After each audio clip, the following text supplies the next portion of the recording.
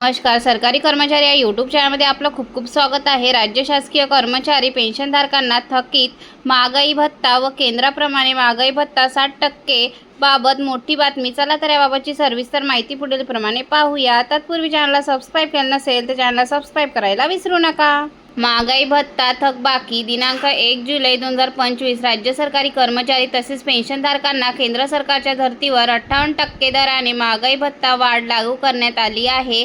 परंतु केवळ जुलै ते ऑक्टोबर अशा 4 महिन्यांची महागाई भत्ता थकबाकी अदा करण्यात आलेली आहे. तर उर्वरित नोव्हेंबर 2025 ते जानेवारी 2026 या 3 महिने कालावधीमधील DA थकबाकी संदर्भात लवकरच निर्णय घेतला जाणार आहे.